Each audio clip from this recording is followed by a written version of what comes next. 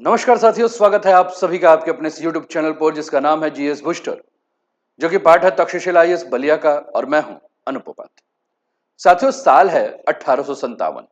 मेरठ में विद्रोह की चिंगारी भड़क चुकी है। दिल्ली में बहादुर शाह जफर को फिर से हिंदुस्तान का बादशाह घोषित किया जा चुका है। कानपुर, झांसी, लखनऊ, बरेली, अवध, पूरा उत्तर भारत अंग्रेजों के खिलाफ युद्ध लड़ रहा है। ब्रिटिश ईस्ट इंडिया कंपनी को लगने लगा है कि शायद अब भारत पर उसका शासन समाप्त हो जाएगा। लेकिन तभी इतिहास ने एक ऐसा मोड़ लिया जिसकी चर्चा बहुत कम होती। भारत का पड़ोसी एवं एक स्वतंत्र देश जिसका नाम है नेपाल, अंग्रेजों के खिलाफ नहीं बल्कि अंग्रेजों के साथ खड़ा हो गया। सोचिए, जब भारतीय क्रांतिकारी अंग्रेजों से लड़ रहे थे, तब हजारों गोरखा सैनिक अंग्रेजी सेना के साथ मिलकर उसी विद्रोह को दबाने में लगे थे। अब सबसे बड़ा सवाल है कि आखिर ऐसा क्यों किया गया? क्या नेपाल अंग्रेजों का गुलाम था? क्या नेपाल पर अंग्रेजों का कब्जा था? या फिर एक स्वतंत्र राष्ट्र ने ऐसा फैसला जो लिया है जिसने 1857 की लड़ाई की दिशा बदल दी है? क्या वह अंग्रेजों के प्रति वफादारी का प्रतीक था, या फिर यह नेपाल की एक ऐसी कूटनीतिक रणनीति थी जिसने उसके राष्ट्रीय हितों की रक्षा की और भविष्य के विदेश नीति की नींव रखी? आज के इस सत्र को हम भावनाओं से नहीं बल्कि भारतीय सरकारी दस्तावेज, ब्रिटिश अभिलेख और नेपाली स्रोतों और इतिहासकारों के शोध के आधार पर आपके लिए विश्लेषित करेंगे। यकीन मानिए साथियों, इस वीडियो को देखने के बाद इस सत्र के अंत तक आपको समझ में आ जाएगा कि 1857 की कहानी केवल भारत की नहीं बल्कि नेपाल के रणनीतिक सोच की भी कहानी है। तो चलिए शुरू करते हैं आज के सेशन को। वीडियो को अंत तक ध्यान से देखिएगा और जो भी आपके विचार हैं, पक्ष विपक्ष या तटस्थ, आप अपने विचारों को कमेंट के माध्यम से हम तक पहुंचाइएगा।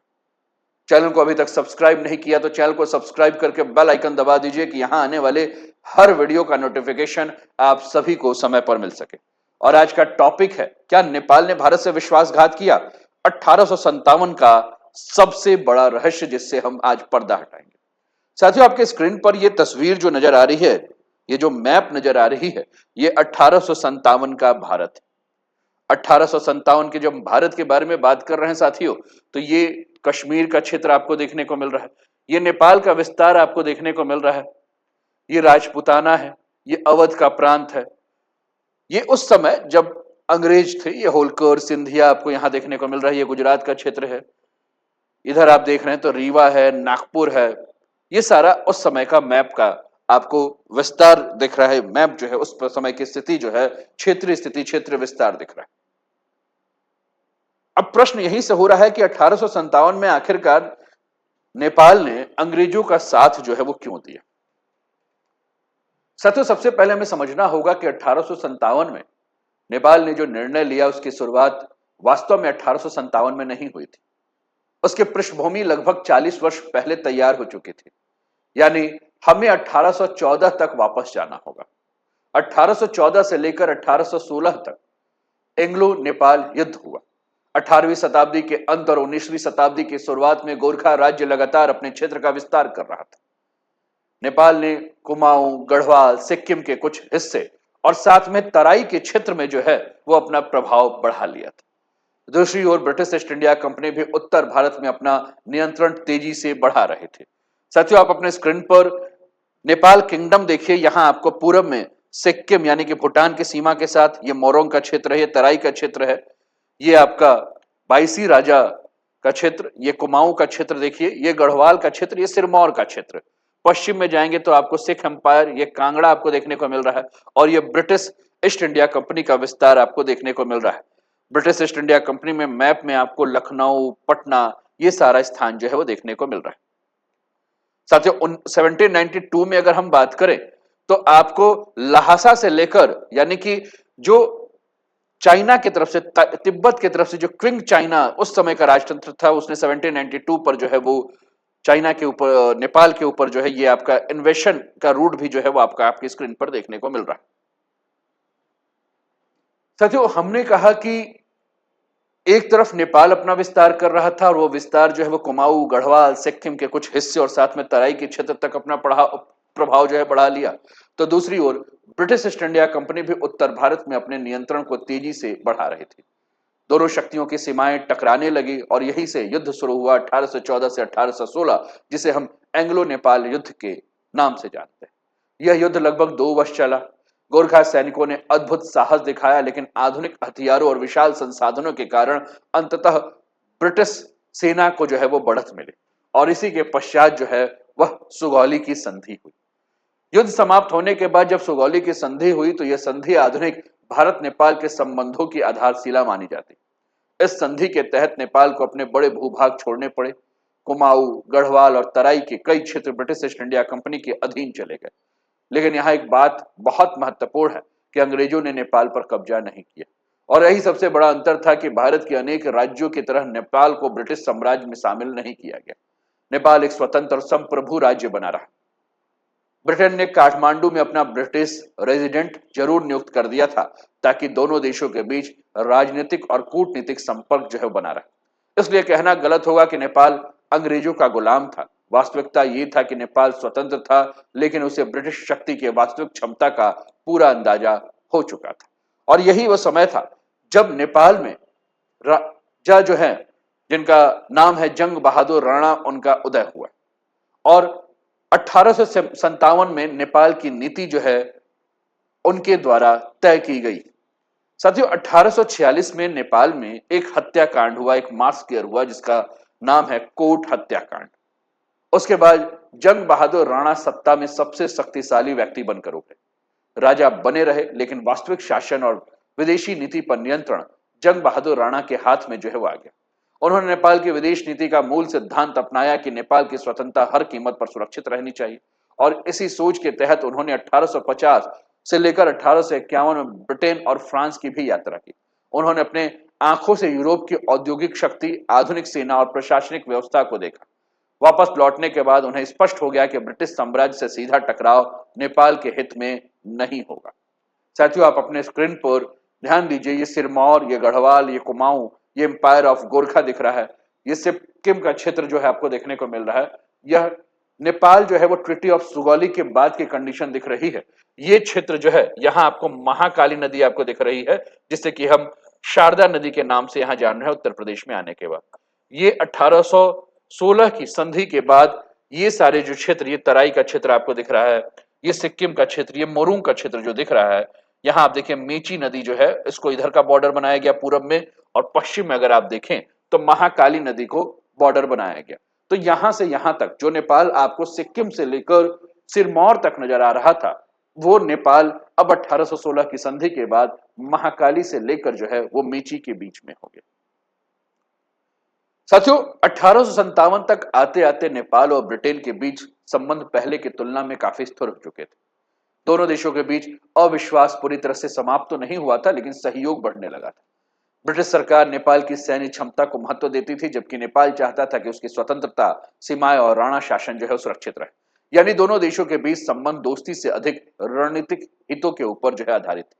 और यही पृष्ठभूमि हमें समझाती है कि जब 1857 का विद्रोह शुरू हुआ, तब नेपाल यह निर्णय क्यों लिया जिसने पूरे भारतीय इतिहास की दिशा को प्रभावित किया।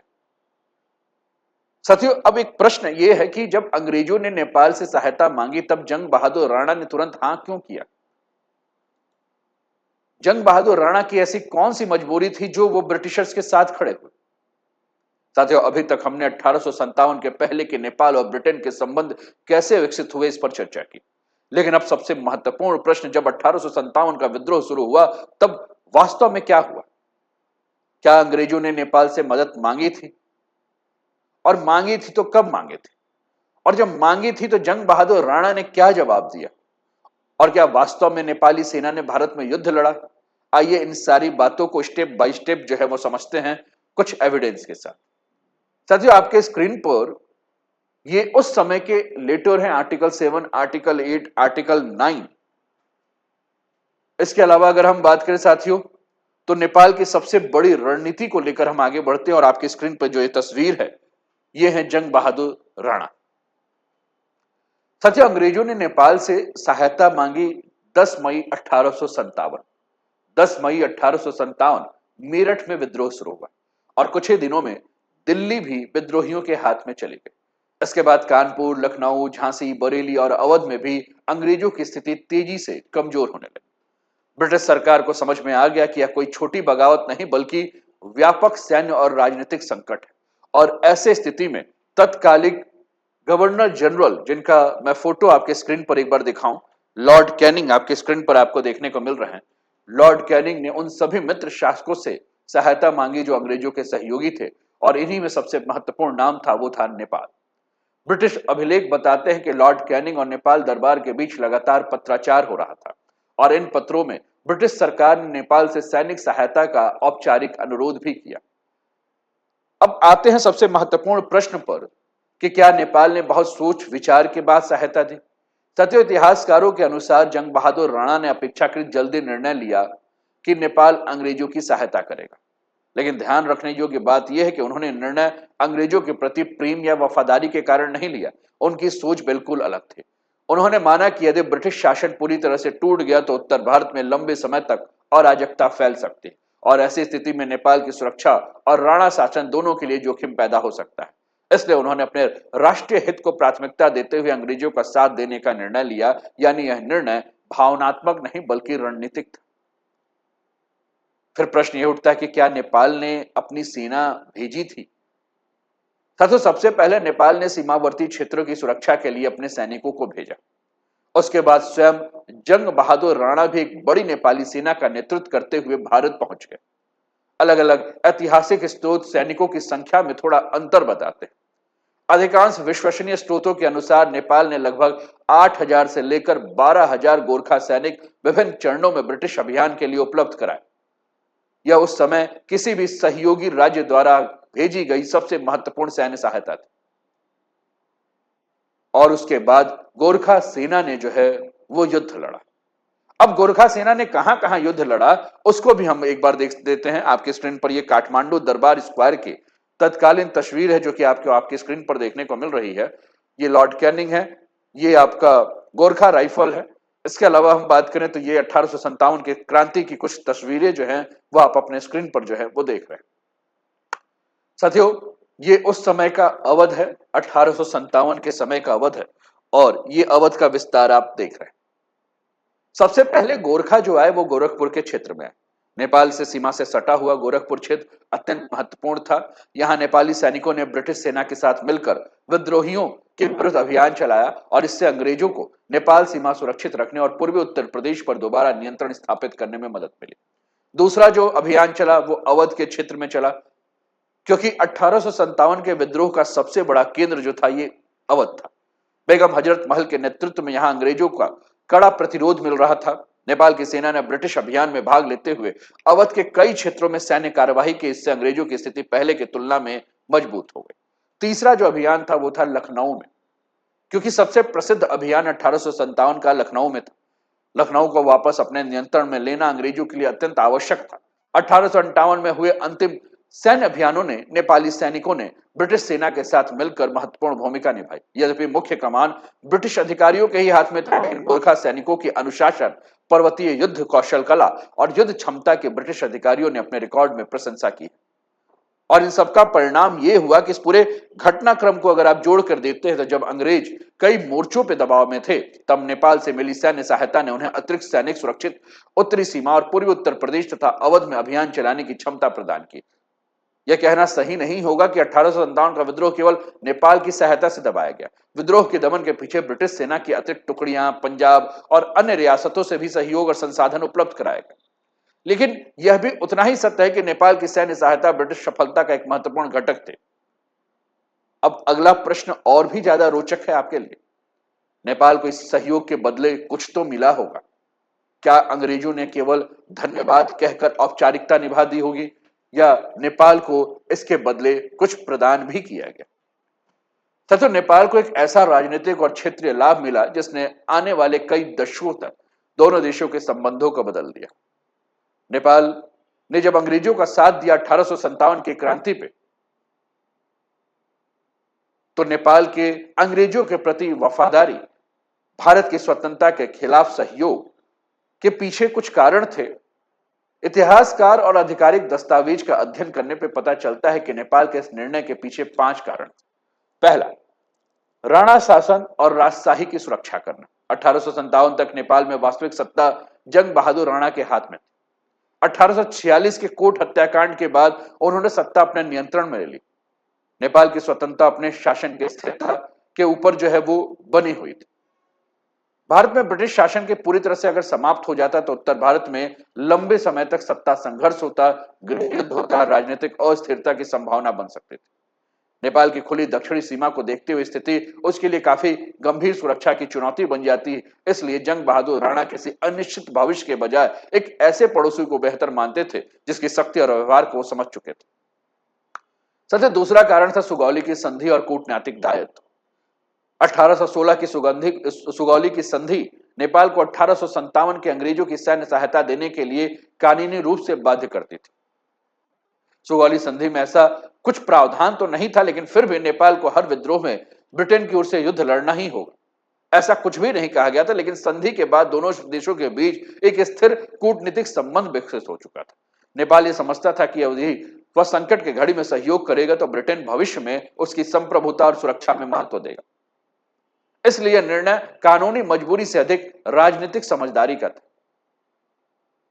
साथ ही जंग बहादुर राणा की जो रियल पॉलिटिक्स उसको भी समझना बहुत ज्यादा जरूरी। साथियों, विदेश नीति में आदर्शवाद नहीं बल्कि राष्ट्र हित को सर्वोच्च प्राथमिकता जो है वो देना होगा। जंग बहादुर राणा इसी सोच के नेता थे। उन्होंने भावनाओं के आधार पर नहीं बल्कि यह देखकर निर्णय लिया कि नेपाल के लिए सबसे सुरक्षित विकल्प कौन सा हो सकता है। उन्होंने देखा कि ब्रिटिश साम्राज्य अभी भी विशाल संसाधनों, आधुनिक सेना और वैश्विक समर्थन वाला शक्तिशाली साम्राज्य। यदि विद्रोह असफल हुआ, नेपाल विद्रोहियों के साथ खड़ा मिला तो नेपाल स्वयं ब्रिटिश कार्यवाही का लक्ष्य बन सकता है। इसलिए उन्होंने वही रास्ता चुना जिससे नेपाल का राष्ट्र हित सुरक्षित रहा। जंग बहादुर राणा के दिमाग में यह बात था कि अगर विद्रोह सफल हो गया तो क्या नेपाल सुरक्षित रहता, और यह एक रोचक लेकिन महत्वपूर्ण प्रश्न था, क्योंकि कुछ लोग मानते हैं कि 1857 का विद्रोह सफल हो जाता तो नेपाल को लाभ होता, लेकिन उस समय की परिस्थितियां इतनी सरल नहीं थी। 1857 का विद्रोह किसी एक राष्ट्रीय सरकार के नेतृत्व में नहीं लड़ा जा रहा था। विभिन्न क्षेत्रों में अलग अलग उद्देश्य और अलग अलग सैन्य संगठन थे। ऐसी स्थिति में यदि ब्रिटिश शासन अचानक समाप्त हो जाता तो उत्तर भारत में सत्ता का संतुलन लंबे समय तक अस्थिर रह सकता था। नेपाल की नीति निर्माताओं को आशंका थी कि ऐसी अस्थिरता का प्रभाव उसकी सीमाओं और आंतरिक सुरक्षा के ऊपर पड़ सकता है। यानी नेपाल ने विद्रोहियों का विरोध इसलिए नहीं किया कि भारत की स्वतंत्रता के खिलाफ था, बल्कि इसलिए कि क्योंकि उन्हें अपने राज्य की सुरक्षा को प्राथमिकता देना था। और सबसे अंतिम और सबसे व्यवहारिक जो कारण था वो था ब्रिटेन से राजनीतिक लाभ। जंग बहादुर राणा जानते थे कि नेपाल संकट के समय ब्रिटेन का साथ देना भविष्य में उसे राजनीतिक लाभ मिल सकता है। 1857 के बाद ब्रिटिश सरकार ने नेपाल को एक विश्वसनीय सहयोगी के रूप में देखना शुरू कर दिया। दोनों देशों के संबंध और मजबूत हुए और बाद में के वर्षों में नेपाल को पश्चिमी तराई के कुछ क्षेत्र, जिसे कि नया मुलुक कहा जाता है, वो वापस दे दिया गया। राणा शासन के ब्रिटेन का जो समर्थन था उस समर्थन का यह परिणाम था। यानी नेपाल को इस नीति से उसे केवल तत्काल सुरक्षा ही नहीं बल्कि दीर्घकालिक राजनीतिक लाभ भी मिला। साथियों, 1857 के बाद ब्रिटिश नीति में बदलाव जो हुआ, 1857 के विद्रोह के बाद ब्रिटिश सरकार ने उन सभी रियासतों और सहयोगी राज्यों को दिया और उसका मूल्यांकन भी किया जिन्होंने संकट के समय उसका साथ दिया, और इन सहयोगियों में नेपाल सबसे ज्यादा महत्वपूर्ण था। ब्रिटिश अधिकारियों ने माना कि जंग बहादुर राणा और नेपाली सेना ने कठिन समय पर महत्वपूर्ण सैन्य सहायता प्रदान की और यही कारण था ब्रिटेन और नेपाल के संबंध पहले की तुलना में अधिक मजबूत हो गए। 1860 में नेपाल को वो सारे क्षेत्र वापस मिल गए जो कि 1816 के संधि के बाद जो है वह लिए गए थे, और वो क्षेत्र तराई के उपजाऊ क्षेत्र थे जो कि नेपाल ने सुगौली की संधि में खो दिए थे। 1857 के विद्रोह के बाद 1860 में ब्रिटिश सरकार ने नेपाल को पश्चिम तराई के 4 महत्वपूर्ण जिले वापस कर दिए, जिसमें कि बांके, बर्दिया, कैलाली और कंचनपुर। आपके स्क्रीन पर देखिए, कंचनपुर, कैलाली, बर्दिया आपको देखने को मिल रहा है। अगर मैप में आप ध्यान से देखेंगे तो ये वाला क्षेत्र आप देखिए, ये तराई का क्षेत्र पश्चिमी नेपाल का, और इसको एक नाम दिया गया, वो नाम दिया गया नया मुलुक। ये बर्दिया का क्षेत्र है, बांके जिला आपको आपके स्क्रीन पर देखने को मिल रहा है। ध्यान रखना यह है साथियों कि ब्रिटेन ने पूरे सुगौली वाले संधि वाले क्षेत्र वापस नहीं किए। केवल यही 4 जिले नेपाल को लौटाए और यह निर्णय नेपाल के सैन्य और दोनों देशों के मजबूत होते संबंधों के संदर्भ में लिया गया। यह केवल भूमि ही नहीं बल्कि राजनीतिक लाभ भी जो है नेपाल को दिया गया। नेपाल को लाभ क्षेत्र ही नहीं मिला, ब्रिटिश सरकार ने राणा शासन को एक विश्वसनीय सहयोगी के रूप में देखना शुरू किया और उसके बाद कई दशकों तक ब्रिटेन ने नेपाल की आंतरिक व्यवस्था में अपेक्षाकृत कम हस्तक्षेप किया। राणा शासन के साथ स्थिर संबंध बनाए रखे और इससे नेपाल की स्वतंत्र स्थिति भी बनी रही। राणा शासन को अंतर्राष्ट्रीय वैधता सुरक्षा मिला।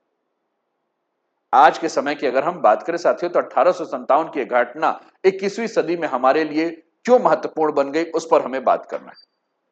आगे कुछ तस्वीरें हैं साथियों, ये उस समय के जो है वो डॉक्यूमेंट्स हैं जो कि आपकी स्क्रीन पर देखने को मिल रहा है।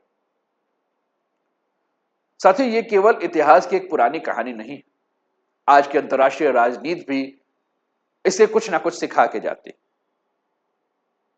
ये एक स्ट्रेटेजिक ऑटोनॉमी का एक बहुत अच्छा उदाहरण। आज भारत, नेपाल, भूटान, बांग्लादेश या कई अन्य देश बार बार स्ट्रेटेजिक ऑटोनॉमी यानी रणनीतिक स्वायत्तता की बात करते हैं। साथियों, किसी भी बड़े शक्ति गुट का अंधानुकरण ना करें, हर निर्णय अपने राष्ट्रीय हित के आधार पर लेना है। 1857 में नेपाल ने भी यही किया। उसने भारत या ब्रिटेन के प्रति भावनात्मक दृष्टिकोण नहीं अपनाया, बल्कि यह देखा कि नेपाल के राष्ट्रीय हित किसमें सुरक्षित है। और यही कारण है कि कई विद्वान इस घटना को दक्षिण एशिया में स्ट्रेटेजिक ऑटोनॉमी के शुरुआती उदाहरणों में गिनते हैं। नेपाल भौगोलिक रूप से एक छोटा देश था और आज भी है, लेकिन छोटे देश केवल अपनी सेना से नहीं बल्कि संतुलित विदेश नीति यानी कि बैलेंस डिप्लोमेसी से भी अपनी सुरक्षा सुनिश्चित करते हैं। 1857 में नेपाल ने यही रणनीति अपनाई। उसने एक महाशक्ति के सहयोग किया लेकिन अपनी स्वतंत्र पहचान और संप्रभुता भी बनाए रखी। और इसी कारण आज अंतर्राष्ट्रीय संबंधों में नेपाल का उदाहरण स्मॉल स्टेट डिप्लोमेसी के संदर्भ में भी लिया जाता है। आज भारत और नेपाल के संबंध केवल खुली सीमा या सांस्कृतिक निकटता तक सीमित नहीं है। इन संबंधों के पीछे लगभग 200 वर्षों का साझा इतिहास भी। 1857 की घटना हमें समझाती है कि दोनों देश के संबंध हमेशा केवल भावनाओं से नहीं बल्कि भू राजनीति, सुरक्षा और राष्ट्र हित से भी प्रभावित रहे। इसलिए आधुनिक भारत नेपाल संबंधों का अध्ययन करते समय 1857 का प्रश्न एक महत्वपूर्ण ऐतिहासिक संदर्भ बन जाता है। साथियों, विदेश नीति में स्थायी मित्र स्थायी शत्रु नहीं होते, स्थायी होते हैं राष्ट्र हित। और यही सिद्धांत 1857 में नेपाल के निर्णय में दिखाई देता है और यही सिद्धांत आज भी अंतर्राष्ट्रीय संबंधों के व्यापक रूप से लागू होता है। इसलिए 1857 में नेपाल द्वारा अंग्रेजों की सहायता को केवल देशभक्ति बनाम विश्वासघात के चश्मे से नहीं देखा जा सकता। एक इतिहासकार इसे अलग दृष्टि से देखेगा तो एक भारतीय राष्ट्रवादी अलग दृष्टि से, एक नेपाली इतिहासकार अलग दृष्टि से और एक अंतर्राष्ट्रीय संबंधों का विद्यार्थी से रियल पॉलिटिक्स, स्ट्रेटेजिक ऑटोनॉमी और नेशनल इंटरेस्ट के दृष्टिकोण से समझेगा। यही इतिहास पढ़ने का सही तरीका भी है। घटनाओं का मूल्यांकन भावनाओं से नहीं बल्कि उनके समय, परिस्थिति और उपलब्ध ऐतिहासिक साक्ष्यों के आधार पर होना चाहिए। तो साथियों, आज के पूरे सत्र से एक बात बिल्कुल स्पष्ट हो जाती है कि 1857 में नेपाल ने अंग्रेजों के साथ जो साथ दिया वह केवल एक सैन्य निर्णय नहीं था बल्कि एक गहरी कूटनीतिक रणनीति थी। अगर हम भारतीय दृष्टिकोण से देखें तो स्वाभाविक रूप से प्रश्न उठता है कि जब भारत अपनी स्वतंत्रता के लिए संघर्ष कर रहा था तब नेपाल ने अंग्रेजों की सहायता क्यों की।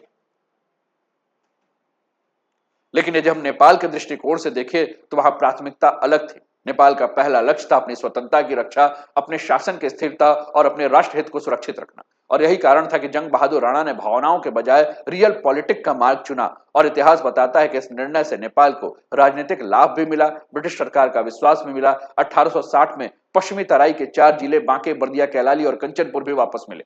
लेकिन इसका यह अर्थ बिल्कुल भी नहीं है कि 1857 का विद्रोह महत्वहीन था। 1857 भारतीय इतिहास के एक निर्णायक मोड़ था जिसने आगे चलकर भारतीय राष्ट्रीय आंदोलन की नींव को और मजबूत किया। और वही दूसरी ओर नेपाल के लिए यही घटना उसके आधुनिक विदेश नीति के विकास का एक महत्वपूर्ण अध्याय बन चुकी थी।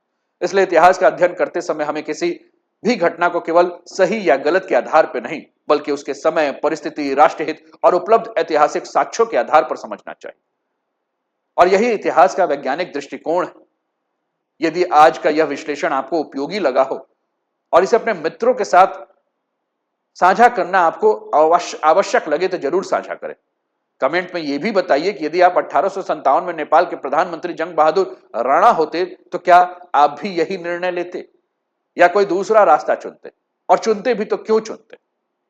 आपके तर्क को पढ़ना काफी दिलचस्प होगा। तो अपने तर्कों को जो है वो कमेंट के माध्यम से हम तक पहुंचा दीजिए। चैनल को सब्सक्राइब नहीं किया सब्सक्राइब कर दीजिए, वीडियो को लाइक नहीं किया लाइक कर दीजिए और अपना ध्यान रखिए। स्वस्थ रहिए, मस्त रहिए, तंदुरुस्त रहिए, हंसते खेलते मुस्कुराते जीवन का आनंद लीजिए। जय हिंद, जय भारत।